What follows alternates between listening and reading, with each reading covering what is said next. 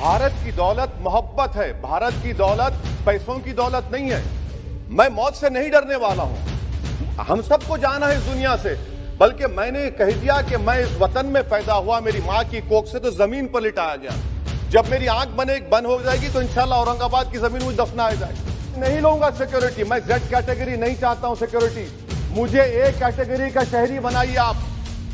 मुझे एक कैटेगरी का शहरी बनाइए ताकि मेरी और आपकी जिंदगी बराबर हो। आपका बेहद शुक्रिया कि कल शाम में आपने फोन करके मेरी खैरियत और मुझसे दरियाफ्त किया कि क्या हुआ, और आपने मुझे बताया कि आपने फौरन पुलिस के आला अहदेदारों से बातचीत भी की। मैं आपका बेहद शुक्रिया अदा करता हूं कि आपने अपनी संवैधानिक जिम्मेदारी को एक रुकने पार्लिमान की जान पर जब कातिलाना हमला किया गया टोल गेट पर, आपने उस बात की। मैं आपका शुक्रिया अदा करता हूं।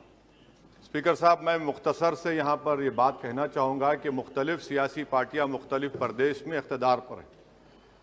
ये बात आप तमाम को मैं गोशेगुजार कर रहा हूँ कि आखिर ये कौन लोग हैं जो गोली पर भरोसा करते हैं, बैलेट पर नहीं करते।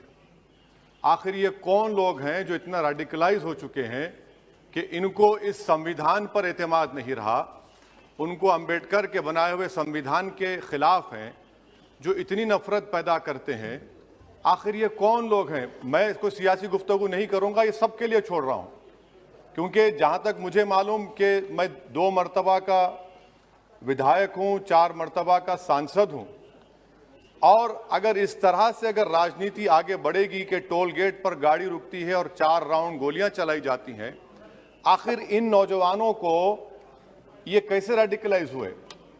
और मैं सरकार से पूछना चाहता हूं कि क्या उन्होंने ये रेडिकलाइजेशन सैयद कुतुब की किताब पढ़कर रेडिकलाइज हुए, अब्दुल्ला अज़ाम की किताब पढ़कर रेडिकलाइज हुए, या अयमन अल ज़ोहरी की किताब पढ़कर रेडिकलाइज हुए?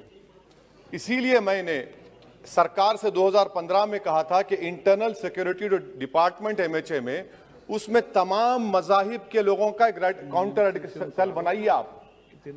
और सर, ये रेडिकलाइज हो चुके हैं तो भारत की इससे राइट विंग कम्युनिज्म और टेररिज्म बढ़ेगा।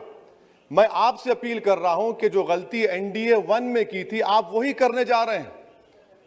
आपको नुकसान होगा, आपकी सरकार को नुकसान होगा, देश को तो, देश की सालिमियत को खतरा तो पैदा हो रहा है।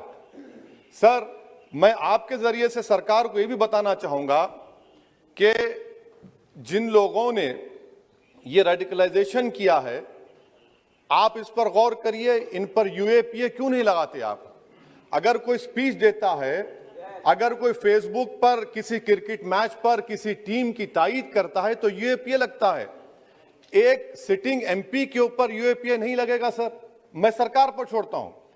सर, चौथी बात यह है कि रेडिकलाइजेशन की जब बात होती है, हमने यहां पर एक कांग्रेस के बड़े नेता से सुना कि 2 भारत हैं दौलत के एतबार से। नहीं सर, भारत की दौलत मोहब्बत है। भारत की दौलत पैसों की दौलत नहीं है। भारत की दौलत मोहब्बत है। हां, 2 भारत हैं, एक मोहब्बत पर जो पिछले कई बरसों से आबाद है, और एक नफरत पर भारत बन रहा है। तो क्या आप दौलत की भारत की मिसाल देंगे या मोहब्बत की भारत की मिसाल देंगे? अगर मोहब्बत की भारत की मिसाल देंगे तो उसमें आपको मेरी जबान को रोकने के लिए गोली चलाने की जरूरत नहीं है। इस 2 भारत को समझने की जरूरत है। सर, खत्म सर, मुझे खत्म सर सुनिए सर, मैंने करीब से 6 फीट से गोलियां देखी। मुझे बोलने दीजिए सर। हो सकता है कि कल दिन ना देखूं मैं।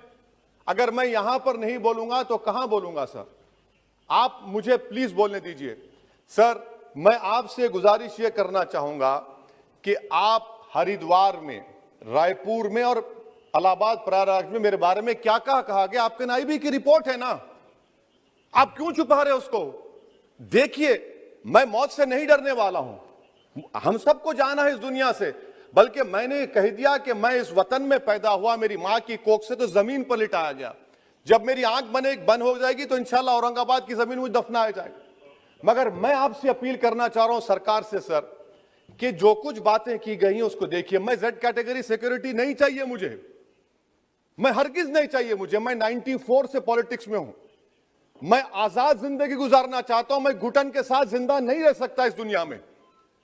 मुझे जिंदा रहना है तो अपनी आवाज उठाना है, मुझे अब जिंदा रहना है तो सरकार किसी के उनके खिलाफ बोलना है, और अगर गोली लगती है तो मुझे कबूल है, मगर मैं घुटन की जिंदगी नहीं गुजार सकता। सर, मेरा मानना यह है कि संविधान में अगर देश के गरीबों को, मजलूमों को, अल्पसंख्यक समाज को सिक्योरिटी मिलेगा तो मुझे मिलेगी। सर, आपकी चिंता हमें है ना सर, इसलिए सिक्योरिटी दे रहे हैं सर, आपको नहीं सर, देश के गरीब बचेंगे तो मैं बचूंगा। ओवैसी की जान इखलाक पीलू से बढ़कर नहीं है सर।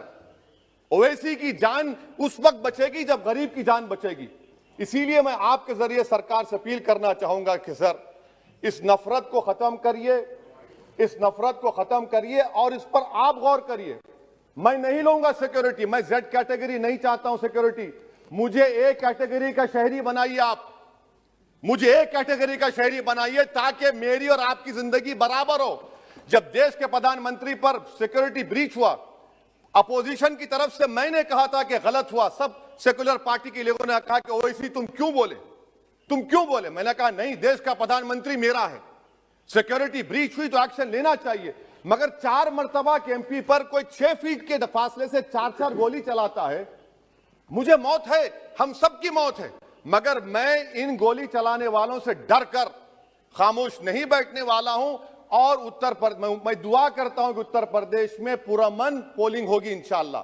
उत्तर प्रदेश की जनता गोली चलाने वालों का जवाब बैलेट से देगी, नफरत का जवाब मोहब्बत से देगी, और कमजोरों को दबाने का जवाब हिस्सेदारी से देगी।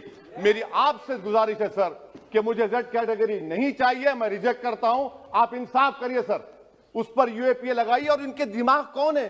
2 लोग रेकी करते हैं, उनको मालूम कि मैं मीरठ किठौर से आ रहा हूं उस टोल गेट पर, और 6 फीट के फासले पर गोली चलाते हैं। तो आप देख लीजिए सर, आप सरकार के हवाले, अगर आप इंसाफ करना चाहे आप इंसाफ कर सकते, मगर रेडिकलाइजेशन आपको नुकसान पहुंचाएगा और इससे राइट विंग टेररिज्म बढ़ेगा। शुक्रिया सर।